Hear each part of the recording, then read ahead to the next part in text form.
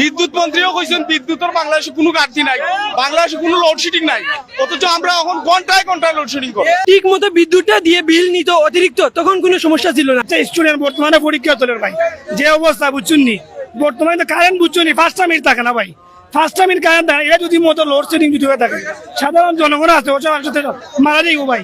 কত ডায়াবেটিসের রোগী, পেটের রোগী বুঝছো নি, কারেন্টের বিল বললা 500 টাকা নেই কি 300 টাকা, বুঝছেন নি, 500 টাকা বললা 300 টাকা নেই কি, ঠিক আছে নাকি? মাস পুরিয়ে আনলে বিলের যায় 2000 3000 টাকা। আমরা একটা টাকা লাগলে টাকা নেই, কারেন্ট থাকতো 24 ঘন্টা, বুঝছেন ভাই, টাকা লাগলে টাকা নেই, কারেন্ট থাকতো ভাই, না ডাইরেক্ট অ্যাকশন মানতে হবে।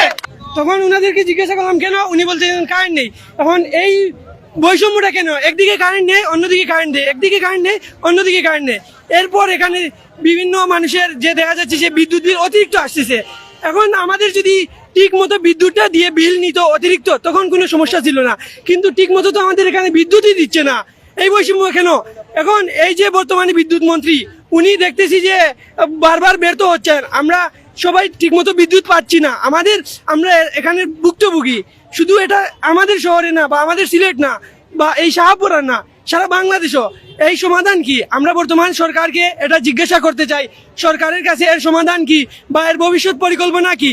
এই যে সাধারণ মানুষ ভুক্তভোগী, এরা ক্ষিপ্ত হয়ে, এই বিদ্যুতের উপর ক্ষিপ্ত হয়ে তো বর্তমানে আজকে এই আন্দোলনটা গড়ে তুলেছেন। আমি আশা করব প্রশাসনের কাছে যে উনারা সঠিকভাবে সমাধান করবেন। আসসালামু আলাইকুম। ঘন্টা এই কারেন্ট নিয়ে রাখিতে ভাই, দেখুন সামনে পরীক্ষা, বাচ্চারা পড়তে পারে না সন্ধ্যার পরে, এরপরে মুরব্বী সকল আছে, বয়স্ক সকল আছে, বেমারি সকল আছে, প্রতিষ্ঠিত ভাই। অথচ জানি আমরা জানি প্রধানমন্ত্রী কইছেন যে বিদ্যুতের কোনো ঘাটতি নাই, বিদ্যুৎ মন্ত্রীও কইছেন বিদ্যুতের বাংলাদেশে কোনো ঘাটতি নাই, বাংলাদেশে কোনো লোডশেডিং নাই, অথচ আমরা এখন ঘন্টায় ঘন্টায় লোডশেডিং করি। এর লাগে আমরা এই পরিত্রাণ পাওয়ার লাগিয়ে আমরা আজকে এই রোড অবরোধ করছি। যত সময় নাই সমাধান হয়েছে না, সুষ্ঠু সমাধান আমরা পাই নাই, অত সময় আমরা এই আন্দোলন চলবে, রোড ব্লক থাকবে।